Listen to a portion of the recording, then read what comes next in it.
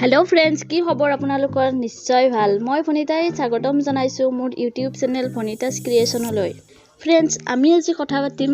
কচু শাকৰ বিষয়ে হয়তো আপোনালোকে বহুতে কচু খায় কিন্তু নাজানে কচুৰ গুণসমূহ বা উপকাৰসমূহ তো फ्रेंड्स কচু শাকৰ গুণ আৰু ঔষধি উপকাৰসমূহ জানিবলৈ ভিডিওটো অকনো স্কিপ নকৰাকৈ সম্পূৰ্ণকৈ চাওক फ्रेंड्स কচু শাক হৈছে এবিধ বহুত সহজলভ্য শাক হেহে আমি তাক গুৰুত্ব নিদিওঁ কচু শাকত আছে বহুতো পুষ্টিকৰ গুণ আমাৰ দৈনন্দিন পুষ্টি চাহিদাৰ বহুখিনি অভাৱ পূৰ কৰিব পাৰে এই কচু শাকে আপোনালোকে জানি আচৰিত হ'ব যে কচু শাকত আছে বহুখিনি ভিটামিন আৰু খনিজ পদাৰ্থ প্ৰতি 100 গ্ৰাম কচু শাকত থাকে 6.8 গ্ৰাম শৰ্কৰা 3.9 gram protein 0.22 milligram vitamin B1 0.26 milligram vitamin B2 12 milligram vitamin C 1.5 গ্ৰাম চৰ্বি 220 মিলিগ্ৰাম ক্যালসিয়াম থাকে গতিকে फ्रेंड्स জানো আহক কচুৰ উপকাৰিতা আৰু ঔষধি গুণসমূহৰ বিষয়ে নাম্বাৰ 1 কচু শাকে কুকুৰিকণা ৰোগ প্ৰতিৰোধ কৰে আৰু কচু শাকত যেহেতু ভিটামিন A থাকে গতিকে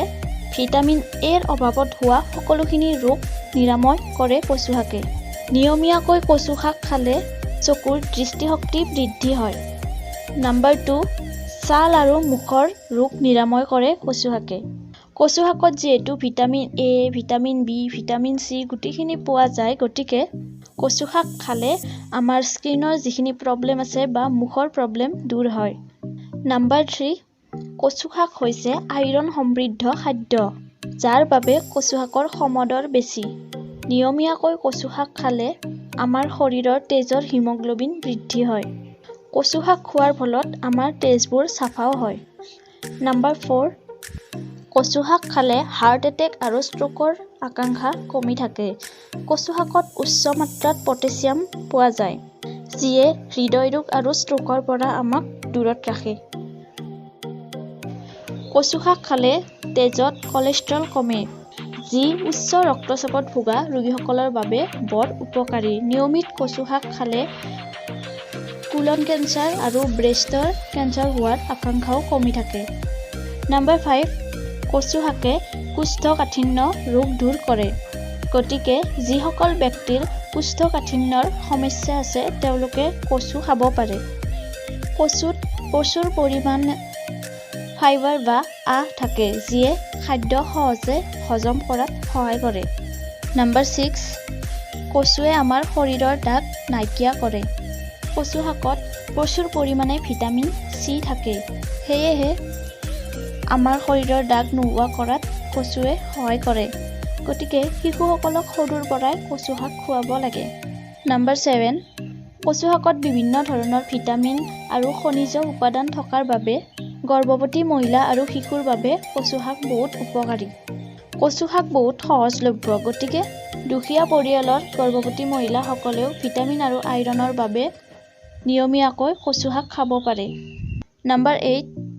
আমাৰ শৰীৰত অক্সিজেনৰ সৰবৰাহ সচল ৰখাত কচু শাকে কাৰ্যকৰী ভূমিকা পালন কৰে কচু শাকত থকা আইৰণে তেজৰ পৰিমাণ বঢ়াই ৰাখে যাৰ ফলত অক্সিজেনৰ সৰবৰাহ পৰ্যাপ্ত থাকে নাম্বাৰ 9 কচু শাকৰ আটাইতকৈ ডাঙৰ উপকাৰিতা হ'ল ইয়াত প্ৰচুৰ পৰিমাণে ক্যালসিয়াম মেগনেছিয়াম মেংগানিজ আৰু ফসফৰাছ থাকে যিয়ে দাঁত আৰু হাড়ৰ গঠন আৰু ক্ষয় ৰোধ কৰাত গুৰুত্বপূৰ্ণ ভূমিকা পালন কৰে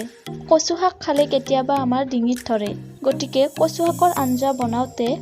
অকমান নিমুৰ ৰস ব্যৱহাৰ কৰিব লাগে যাৰ ফলত আমাৰ ডিঙিত নধৰে আৰু এটা কথা জানি থওক যদি শৰীৰৰ এলাৰ্জি আছে তেতিয়াহ'লে আপুনি কচুৰ পৰা দূৰতে থাকিব फ्रेंड्स এইখিনি আছিল কচুৰ উপকাৰিতা কেনে লাগিল ভিডিওটো জনাব আৰু মোৰ চেনেলটো সাবস্ক্ৰাইব কৰি ল'ব লাইক কৰিব কমেন্ট কৰিব ধন্যবাদ